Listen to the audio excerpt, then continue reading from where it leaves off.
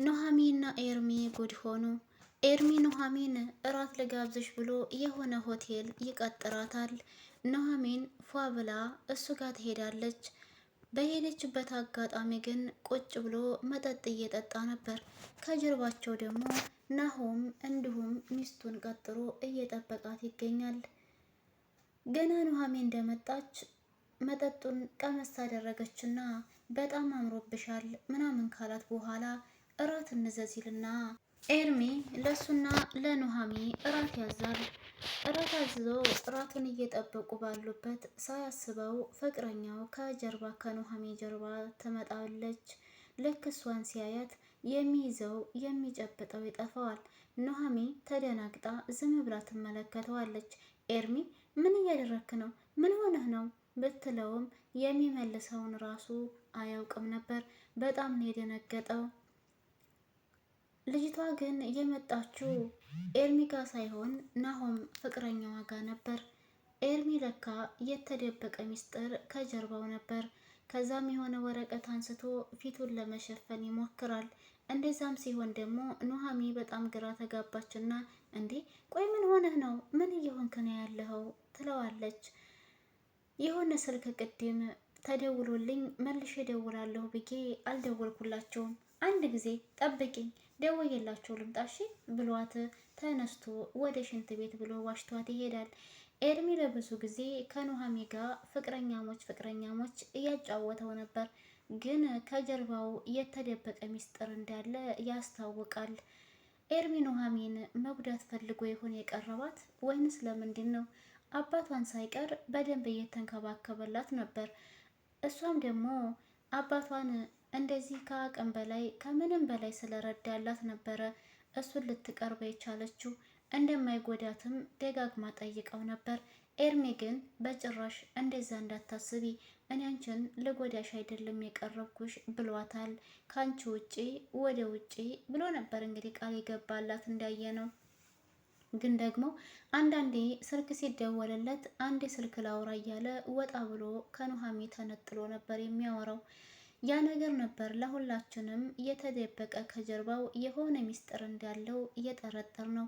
ዛሬ ላይ እንግዲህ ፍቅረኛው አንድ ላይ እሷም ፍቅረኛዋ ሆቴል እራት ጋብዟት በሄደችበት አጋጣሚ ኤርሚም ደግሞ ኑሐሚን እራት ጋብዞ በሄደበት አጋጣሚ ተገጣጥመዋል። መጨረሻቸው ግን ምን ይሆን? ኑሐሚ የአምራን ፍቅረኛ ነው። ኤርሚ ደግሞ የኑሐሚ ብቻ ሳይሆን የአምራንም ፍቅረኛ ነው። ኑሐሚ ናሆምን ታገባለች ተብሏል። ግን ናሆም ሌላ ፍቅረኛ እንዳለው ለአባቱ ነግሮታል።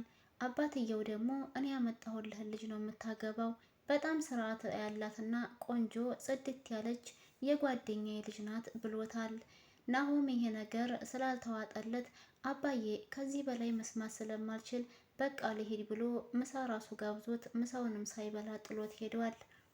ሰላም ሰላም፣ ውድና የተከበራችሁ የቻናሌ ቤተሰቦች እንዴት ናችሁልኝ? ሰላም ናችሁ ወይ? ደህና ናችሁ ወይ? እኔ ሰላም ነኝ አልሐምዱሊላ።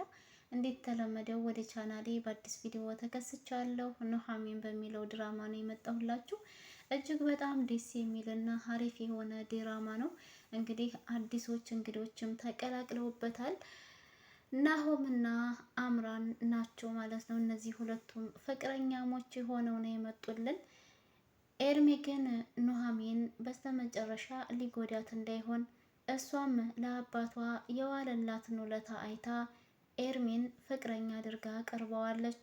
እሱ ግን ከጀርባ እየተደበቀ ሚስጥር እንዳለው አሁን ላይ ለሁላችንም ግልጽ እየሆነ ነው። ጭራሹንም አንድ ሆቴል ውስጥ እራት ጋብዘዋቸው ፍቅረኛው መታለች። ናሆም የዛችኛዋ ፍቅረኛ ሲሆን ኑሐሚን ደግሞ የኤርሚ ፍቅረኛ ሆና ነበር የቀረቡት። ግን የተሰማ ጓደኛ የናሆም አባት ማለት ነው ልጁን ሊድራት እንደነበረ ስለ ኑሐሚ በደንብ አድርጎ ለልጅየው ሲያወራለት ቆይቷል። ግን ደግሞ አባዬ ለምንድን ነው ታዲያ እኔ ስለ እሱ ልጅ የምታወራልኝ? እኔ ሰውየውን በጭራሽ አላውቀውም። ይሄ ደግሞ ያንተ ጓደኛ ነው። ስለዚህ ስለማላውቀው ሰውዬ ታሪኩን ለምን ታወራልኛለህ? እያለ ነበረ ናሆም። አባቱም አንተ ልጅ ስነ ስርዓት ባለው መልኩ አዋራይ ብያለሁኝ፣ ይሄ ጉርምስና አያዋጣህም ይለዋል። ለማንኛውም አባዬ እኔ አንተ የመረጥካትን ሴት ማግባት አልችልም። እኔ ራሴ የመረጥኳት በጣም የምወዳት የማፈቅራት ፍቅረኛ ስላለችኝ ያመጣሃትን ሴት አላገባም ብሎ እምቢ ብሎ ጥሎት ሄዷል። እየሄደ ያለም አጋጣሚ ከኑሐሚን ጋር እንግዲህ መንገድ ላይ ተጋጭተው ስልክና ስልካቸውም ተቀያይሮ ቦርሳና ስልኳን ብድግ አድርጎ ምን ያደናብርሻል? እያየሽ አትሄጂም እንዴ? ወደዚያ ሂጂ እባክሽ ብሎ ገለማ አምጧት ነበር። ኑሐሚን ግን አልተመለሰችለትም። ጭራሽ ደግሞ ይባስ ብሎ አንተው ራስህ እኔን ገፍትረኸኝ ደግሞ እኔን ትገለምጠኛለህ እንዴ? ለምን ለራስህ እያየህ አትሄድም? የሚል መልስ ነበር ኑሐሚን የመለሰችለት ለናሆም። ናሆም ከአባቱ ጋር ከተነጠለ በኋላ ለፍቅረኛው ይደውልላትና ተገናኝተው ማውራት ያለባቸው ነገር እንዳለም ይቀጥራታል። እሷም ደግሞ ቶሎ ብላ ወደ ፍቅረኛዋ ወደ ናሆም ጋር ትመጣለች። መኪና ውስጥ ቁጭ ብለው የተወራውን ወሬ አባቱ ምን እንዳለው አንድ በአንድ ሲነግራት በግርምት ይሄ የድሮ ባህል አጓጉል ባህል አሁንም አልቀረም ማለት ነው ትላለች። ናሆም የሚገርምሽ አባዬ ልክ ገና ሚስት አግኝቼልሃለሁ ልድርህ ነው ብሎ በሚለይ ጊዜ አንቺ ያልሽውን ነገር ነበር እኔም በድጋሚ ያልኩት። ይሄ የድሮ ባህል እኮ አሁን ድረስ እየተወራ ይገኛል። አባዬ ደግሞ ቆንጆ ሴትና ስነ ስርዓት ያላት ሴት ካየ ይችማ ለልጅ ሚስት ናት የምትሆነው እያለ የሚመኝ ሰው ነው። ሰፈር ውስጥ ራሱ የሆነ ሰው ተበላሽቶ ታየ ይህንን ሰው እኔ ራሴ መክሬ አስተካክለዋለሁ እቀይረዋለሁ የሚል ሰው ነው እያለ ይላታል።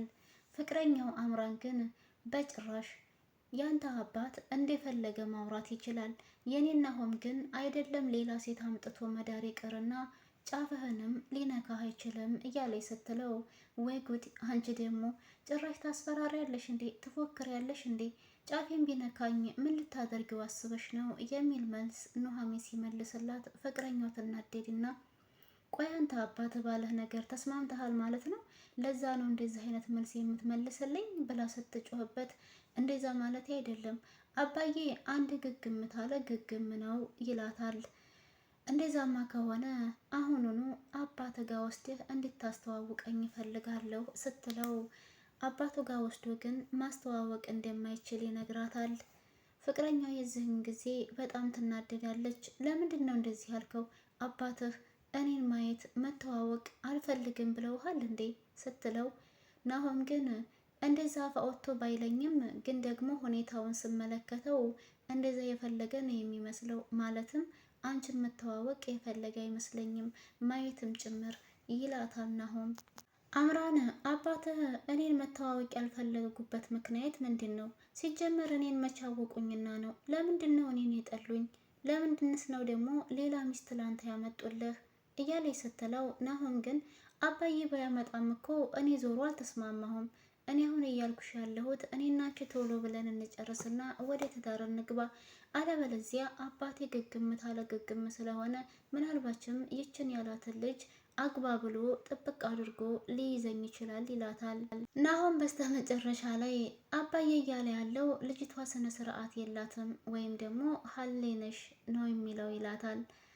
ፍቅረኛው ይህን ሲላት አባትህማ ዝም ብለው እንደዚህ አይሉም፣ እርግጠኛ ነኝ አንተ የሆነ ነገር ነግረሃቸዋል ናሆም ትልና ትጮህበታለይ አምራን። ናሆም ግን በጭራሽ እኔ ፍቅረኛዬ በጣም ጨዋና ስነ ስርዓት ያላት ልጅ እንደሆነች ነው የነገርኩት፣ ግን አባዬ ይህንን ነገር እንዴት ሊል እንደቻለ ከየት እንደመጣለት ራሱ እኔም ግራ ገብቶኛል አላት። እያሉ እያወሩ እያለ ስልኩ ይደወላል። ናሆም የደወለው ኤርሚ ነበር። ለካ የኑሐሚን ስልክ ናሆም ጋር ነው ያለው። ልክ ስልኩን ሲያነሳው ወንድ ነበረ የያዘው። ከዛ ናሆምም ይደነግጣል፣ ኤርሚም ይደነግጣል። ናሆም ስልኩ ሲያየው የተጻፈው ስም ኤርሚል ነበር። ኤርሚ በሚልበትም ጊዜ ሚስትየዋ ፍቅረኛው ማለት ነው። ኤርሚ የምን ኤርሚ ነው ትለዋለች። ናሆም ኧረ ተይ እባክሽ ተረጋጊ አምራን ምን ሆነሽ ነው? እዚህ ላይ እኮ የተጻፈው ነው እኮ ኤርሚ የሚለው። እናም ቆይ ግን እኔ እንደዚህ የሚል ቁጥር ነበረኝ እንዴ? ኤርሚ ብዬ ሴፍ ያደረግኩት የማንን ቁጥር ነው እያለ ስልኩን አውጥቶ ዝም ብሎ ይመለከታል። ናሆም ግራ ተጋብቷል።